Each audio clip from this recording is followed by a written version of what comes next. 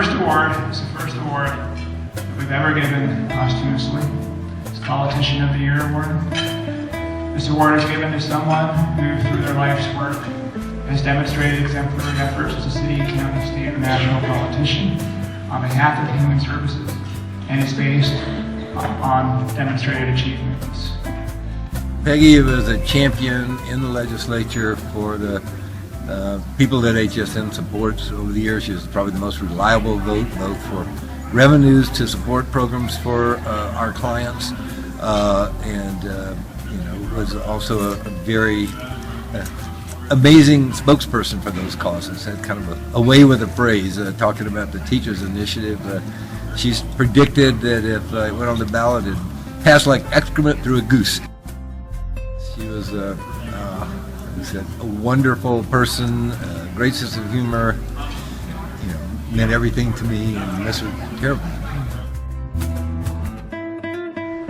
Sheila Leslie, who is a previous Politician of the Year winner here for the Human Services Awards and has a distinguished record of her own, will present this year's award to former Humanitarian Award winner John Sasser for this year's winner, Assemblywoman Peggy Pierce.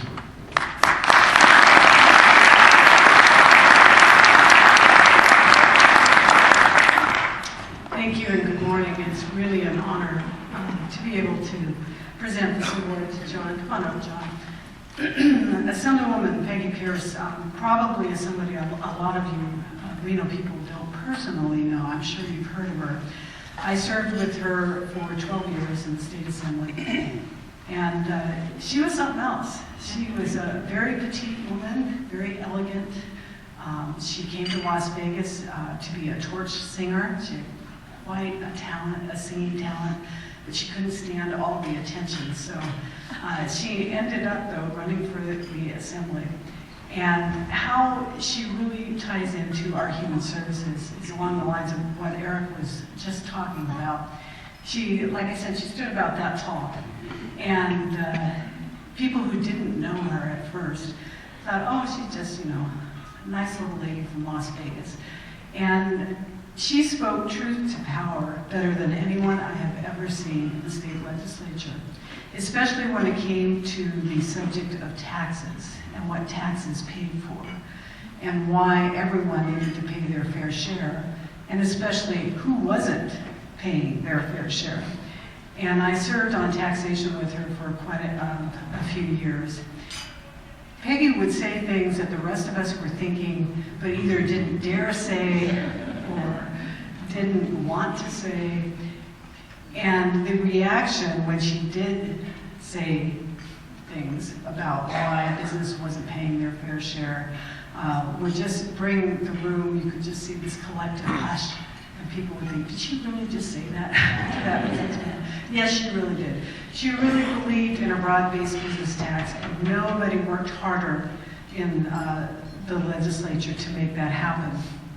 She would be very proud to hear what Eric just said about the Human Services Network supporting both SJR 15 and the Teachers Education Initiative, because she knew the legislature was never going to pass that tax. And I agree with her. It's just not going to happen in the state legislature. She brought the issue up when no one else would. She sponsored bills for a broad-based business tax when no one else would.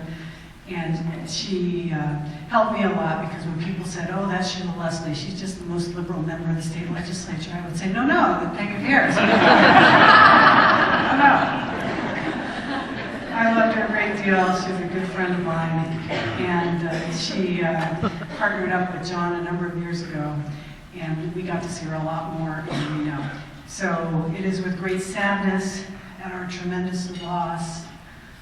Peggy died last year of cancer, and she was probably the most courageous person I probably ever knew. So it's a great loss. It's hard to stand here and think that she's gone. But also, I think the Human Services Network is rightly celebrating her today for her great courage. When things get tough and people say, oh, all the jobs in Nevada are going to leave if this tax is passed, like they told us in 2003, Peggy was there. when they said every bank in the state is going to leave Nevada, leave Las Vegas, if you pass this little bank tax. Well, the banks didn't leave. Business is not going to leave. And so in honor of Peggy Pierce, when things get rough, you just think about that small woman and how she had the courage to speak up. And I hope we all remember that. We also have the courage to speak up. So at this time, let's remember Peggy, and I'd like to present the award to her partner, John Sasser, who I'm sure has a few more words about dear Peggy for all of us.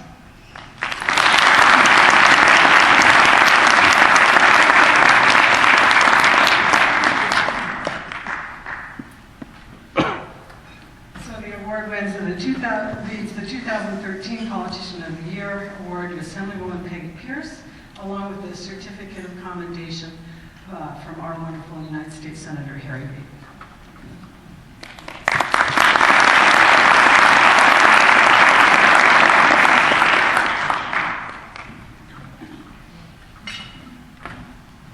Wow, it's going to be hard to talk after that. But thank you, Sheila. Sheila did a beautiful tribute to Peggy and her wonderful column in the News Review. And if you want to keep up with what's going on in the state, if you're not reading that every week, you definitely should be. I want to thank the Human Services Network, and especially some of the board members. I understand that Ms. Stacy Shin had something to do with this nomination, so thank you very much, Stacy, as well. As you heard, I'm John Sasser, as both the legislative lobbyist for legal services and as a longtime boyfriend. I was in a unique position to know both Peggy Pierce, the politician, and Peggy, the private person. Both would have felt honored, grateful, and somewhat surprised by this award. She actually saw her 12 years in the legislature as a failure because we were unable to pass a broad-based business tax. Others, like you, saw her as the legislature's conscience and as the champion of those served by this organization. During my grieving process, I've been thinking of the many things for which I'm thankful to Peggy, both personally and as a Nevadan.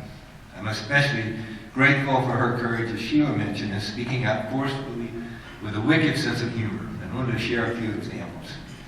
As a spokesperson for the Tierra Club in the late 1900s, Peggy was outraged at how easily developers got their projects approved by the Clark County Commission. She summed it up on CBS Morning News saying, "The hookers in this town have an easier time saying no than the commissioners."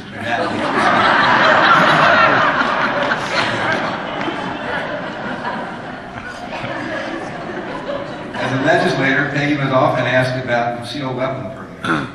Peggy said, "When I walk into a 7-Eleven, I want to know exactly who's packing iron and who isn't. They should wear their guns in a holster out where I can see them so I can back quickly out the door if I want to." In 2009, when lobbyists were asked to repeal the 2003 tax on banks, Peggy responded, "You know, when I look around this state and I think of all the people that are hurting and all the need, you know what? Banks just never pop into my mind." In her 12 years in the legislature in Carson City, there was no more reliable voice or vote for human services in education than Peggy. In 2008, she was the sole member of her party to vote against the compromise package because she said we had cut enough and wanted to stop. She felt that longtime Nevadans really didn't understand just how far the mainstream our experiment with tiny government is.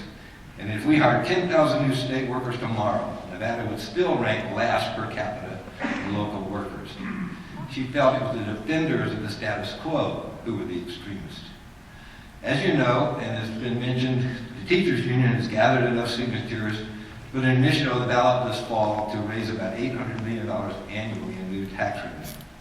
Large business interests came to the legislature last session to talk about how terrible that tax was. In committee, Peggy responded, "You didn't like the gross receipts tax in 2003. You guys haven't liked anything in a quarter century since I've been in this state. So what's the solution? You should have known at some point that people in this state would lose their patience. And if you didn't know that, then maybe you ought to be talking to somebody other than your little circle of friends. Because on election night 2014, you're going to look like Karl Rove in the last election. Saying, gee, I didn't know how that happened." Peggy didn't love the proposed margins tax. She thought instead of trying something new and complicated, we should simply cut and paste the corporate income tax from the 40-plus states that have it. But since the legislature again kicked the can down the road, she would be out there working like crazy to make sure this initiative becomes law. She would believe that our last hope for the next 10 years if we don't do this. If she were here now, she would say, if you truly want to honor her legacy, then do everything in your power to make sure that initiative, in her words, passes like excrement through a goose. Peggy was one of a kind. As Lawrence Rake said in his City of Life tribute on the day following her death, the world is a little smaller, a little meaner, and a little less safe than it was yesterday. We'll miss you, Peggy. Thank you. That's it.